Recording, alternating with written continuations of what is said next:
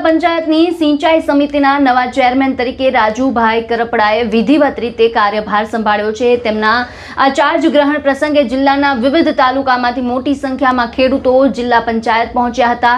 ફૂલહારથી સન્માન અને શુભેચ્છાઓ વચ્ચે રાજુભાઈ કરપડાએ બપોરે 12:39 સત્તાવાર રીતે કાર્યભાર છે તે સંભાળ્યો હતો। વિજય મુહૂર્તમાં પરંપરાગત વિધિ બાદ તેમણે ચેરમેન પદનો ચાર્જ સંભાળતા નવી જવાબદારીની શરૂઆત કરી। ત્યારે રાજુભાઈ કરપડાની નિમણૂકને લઈને ખેડૂતોમાં ખાસો ઉત્સાહ છે તે જોવા મળ્યો હતો। જિલ્લાના વિવિધ વિસ્તારોમાંથી મોટી સંખ્યામાં ખેડૂતો જિલ્લા પંચાયત પહોંચ્યા હતા અને નવા ચેરમેનનું ફૂલહાર પહેરાવી સન્માન કર્યું હતું। આ સમગ્ર કાર્યક્રમ દરમિયાન અભિનંદન અને શુભેચ્છાઓનો માહોલ છે તે છવાયેલો જોવા મળ્યો હતો। આજે જ્યારે સુરેન્દ્રનગર જિલ્લા પંચાયતમાં ભારતીય જનતા પાર્ટીની બહુમતીથી બોડી બની છે ત્યારે અલગ અલગ જે મહત્વની સમિતિઓની રચના કરવામાં આવી, એમાં ખાસ કરીને સિંચાઈ સમિતિના ચેરમેન તરીકે જ્યારે ભારતીય જનતા પાર્ટીના શીર્ષ નેતૃત્વએ મારી પસંદગી કરી છે ત્યારે હૃદયથી ભારતીય જનતા પાર્ટીના જિલ્લા પ્રમુખ, મહામંત્રી, પ્રદેશના પ્રમુખ અને સાથે જ મુખ્યમંત્રી, નાયબ મુખ્યમંત્રી શ્રીનો હૃદયથી આભાર વ્યક્ત કરું છું।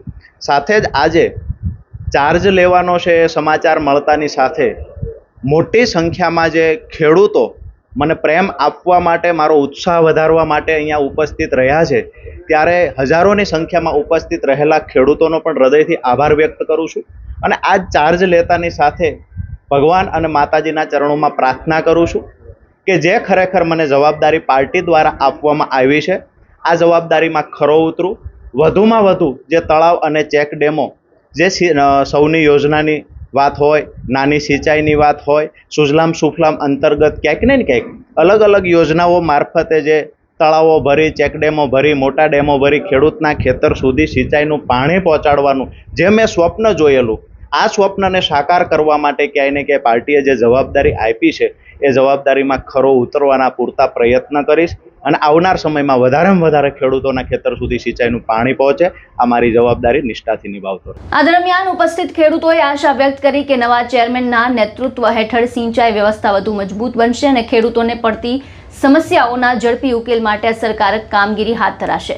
મહત્વનું છે કે ભાજપમાં જોડાયા બાદ રાજુ કરપડાને પહેલા મૂડીથી ટિકિટ આપી અને હવે સિંચાઈ સમિતિના નવા ચેરમેનનું પદ આપી ભાજપે તેનું ફળ આપ્યું તો છે જ, પરંતુ આ સાથે જ રાજુ કરપડા જે ખેડૂતોના નેતા ગણાય છે, તેમના આ કાર્યભાર સંભાળ્યા બાદ હવે જિલ્લાના ખેડૂતોની અપેક્ષા રહેશે કે સિંચાઈ, પાણીના વિતરણ અને ખેડૂતોને લગતા પ્રશ્નોના ઉકેલ માટે ઝડપથી નિર્ણાયક કામગીરી કરવામાં આવે। આ સમગ્ર મુદ્દાને લઈને આપનું શું માનવું છે અમને કમેન્ટ બોક્સમાં જણાવો અને અમારી ચેનલને લાઇક, શેર અને સબસ્ક્રાઇબ કરવાનું ભૂલશો નહીં।